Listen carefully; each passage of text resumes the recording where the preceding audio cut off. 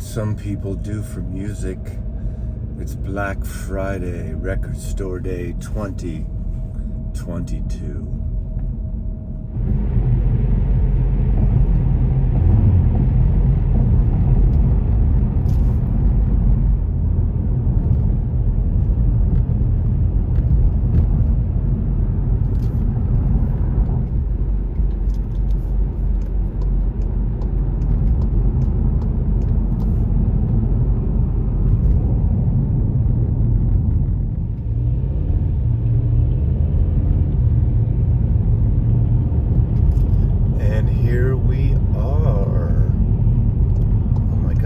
Here. Oh, 2 people here. We're good.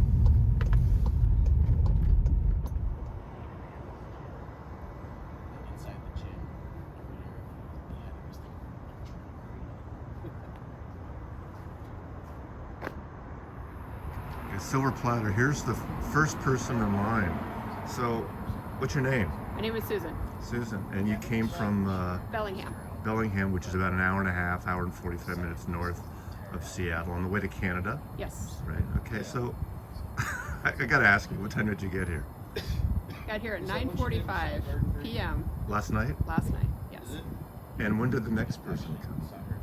About 12:30. Yeah, about 12:15. How many tracks? Oh, we didn't want to wake you. I'm sorry. We didn't know if you were awake or not. So that's actually. There's So quite, I got here quite at. a bit of a gap in time. So I got here about I've just seen 4:45. it. I've never examined it. I set my alarm for 6, but I woke up, so I figured, Yeah. why stay home? And I'm 5th in line, so that's not bad. That's not bad. In years past, you get here at 4 and there's a line going around the corner, so. It's not so bad now. And they give out a list here, which is nice. They don't. Yes. It's not a free for all. Yes. They hand out a list around an hour before, 7:38, and then they call your name and your bag is full and you pay and you leave. So Exactly. what are you looking for? Fleetwood Mac box sets, Duran Duran, the Jamal? Jamal titles, 2 Nice. of them. At the Penthouse, yeah. The Emerald City, right? Yep. There's another Bossa Nova title. There's a release, Blackness, the Roland Kirk one. That would have been so I'm sure if I continue to look, and then when my friend wakes up and finds out that I'm number 1 in line, he's like, "Oh, can you get this, and this?" I'm sure. So we'll see what happens as we get closer to 8. Number 1, you're dressed up. You're in Seattle Seahawks. Oh, Sounders? Or Yeah. Okay. Seattle Sounders. Okay. I consider myself a newbie here. I've been here 8 years now, but I'm still a newbie to Seattle. So I don't know the colors except for the Seahawks. I don't know the colors. Yeah. That's yeah. blue, right? Yep. Yeah. Big soccer town. Yeah. So. Got it. Football. You watching the World Cup? Yeah, when I'm not here. Oh, okay. All Yeah, right. U.S. is playing England today, so. Well, there you go. Got rid of all my cassettes. Yep. Yeah, I know it's coming back. I'm just like, why? Yeah. All the where it gets pulled out, it gets twisted, it breaks, it melts. So you have a label, right? Yes, it's Northwest Metalworx Music. And is it heavy metal or is it? It's hard rock and metal bands from the Pacific Northwest, Washington, Oregon, Idaho, and a little bit of like British Columbia. So it's archival stuff, right? Yeah, we focus on music that was, or bands that were around between 1970 and 1995. So it sounds like it's kind of, like Numero Group does those regional things. Mm-hmm. Is it kind of like that in a way, or? It is, yeah. We James or Light in the Attic or something. James Beach and I, local guys, love local music. Knew there's so many bands that never got heard of, or the records were so limited when they came out, that we thought, why not dig up some of these recordings, re-release them the way they were supposed to be, or in some cases music that never had seen the light of day. So. And you do vinyl and CDs? Is that... We do vinyl and CD, limited 500. Wow. Vinyl. And do you go through stores or do you sell direct or? Sell through stores, direct.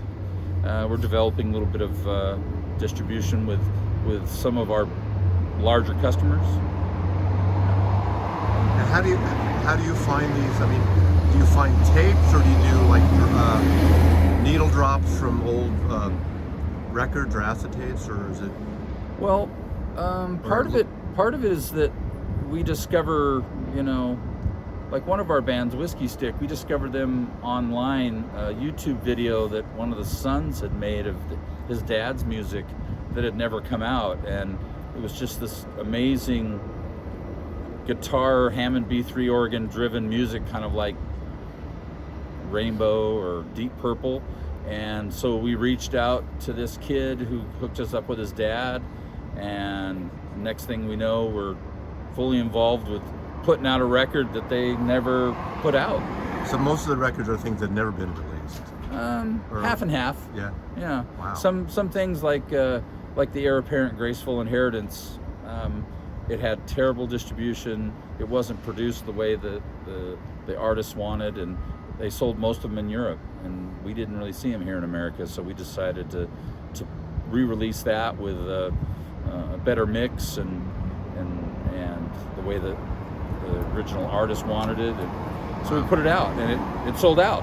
It's a kind of a cult record. I assume you have a website then, right? We have a website. Okay, I'll put a link below here so people can see. NorthwestMetalworksmusic.com. Wow, that sounds really cool. Okay, what's your name? Well, I'm Brian Nairn. I'm one of the co-owners. Okay. And we're preparing to do a punk rock power pop arm to the label. Wow. So we have a couple of pretty exciting local bands from that genre that will be coming pretty soon. Do you ever do a record store day, or is that just too much? Too much right now. Yeah, it's too big. Too big. Yeah.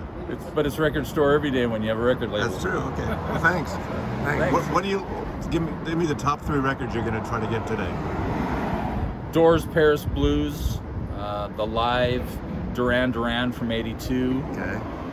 And we'll see. What else I decide. Right. The first record we did, it's called Northwest Metalworx Volume 1. Wow. And we did 11 different bands from the Pacific Northwest. So just a lot of different varieties of hard rock and metal. Some bands people will recognize, some people that they've never heard. Windham Hell. Windham Hell. Yep. Windham Hell. Fantastic little band. What a great name. Yep. Right? How are you? I'm good. Thank you for pulling these for me, or somebody did. Mike did. Oh, Mike did. Thank you very much. So every record store day when I go to Silver Platters in Soto, sometimes we go to other places, and Coffee Dave and I, but right now I'm at the Starbucks World Headquarters. And whatever you want to say, it's a great sort of mid-century feel here. And here's what I picked up at Silver Platters. Janis Joplin, Jorma Kakkonen, 1964, the typewriter tapes, typewriter recordings. This is a folk album recorded at home, 1964, early Janis Joplin, folky blues, and Jorma's girlfriend, I believe, is typing in the other room, and it comes through on the tape. It's kind of a fun thing. Charleston Airplane, International Pop Festival, their entire set, so another San Francisco-related band.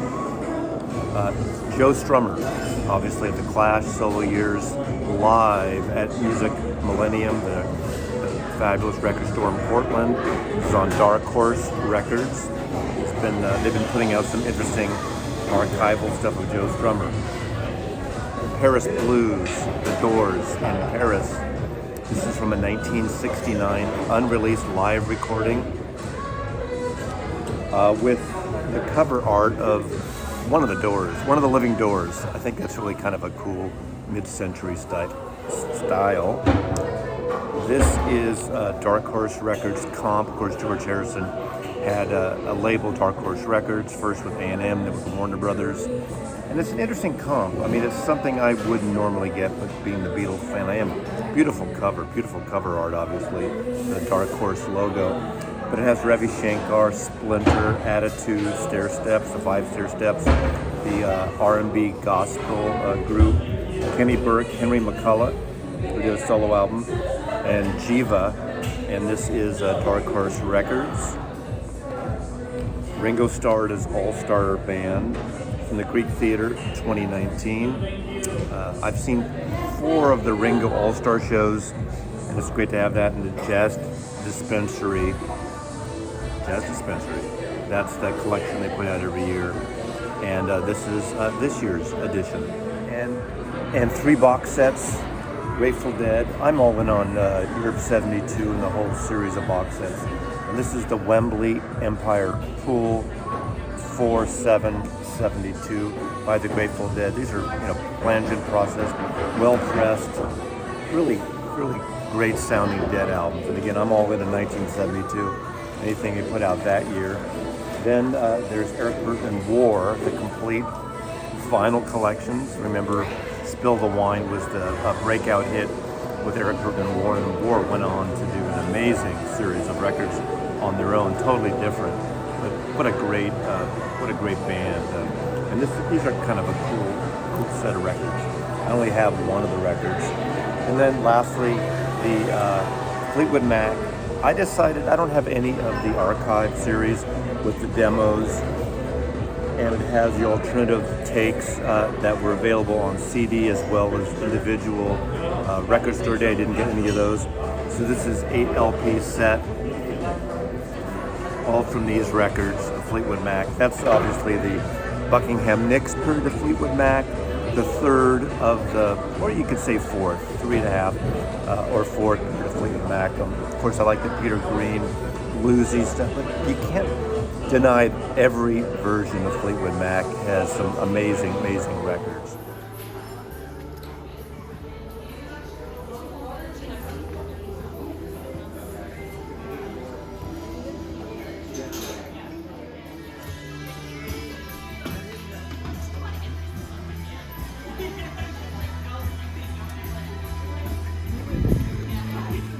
So last minute pickup at Easy Street in Seattle. Went there. They have a lot of stuff, and I found that the attendance, maybe because of the rain, because of the holiday, was kind of sparse this time. But if you're in Seattle and you want things, they have almost everything there. And I did get the Ringo Old Wave there. This only came out in Germany originally. This is actually a good later period or mid-period Ringo Starr album, produced by Joe Walsh. Good record. Only came out in Germany originally, maybe Canada, not sure, never in America, but this is good. Old Wave. Of course, Joe Walsh is Ringo's brother-in-law. And I got this Candid Thelonious Monk. I didn't see it at the other place. This is on Candid Records. This is from a 1963 Tokyo recording studio date. Charlie Rouse tenor sax, Butch Warren bass, Frank Dunlop drums. So quartet. We're getting car reflections in the car here. And this is not a record store day, but I wanted this. I've heard some great things about the recording. The Jimi Hendrix just came out 2 weeks ago at the Forum, 1969, that Eddie Kramer put together. People's heads are exploding because 24 seconds are missed off the original bootleg copy. So, I mean, people are crazy. I'm sorry. 24, they changed it. They re-edited for consumption commercially. So that's it. So that was my record store day. I love it. I met some great people, ran into some people who watched the channel, and it was fun. It was fun. So, Mazzy loves you. Take care, everybody.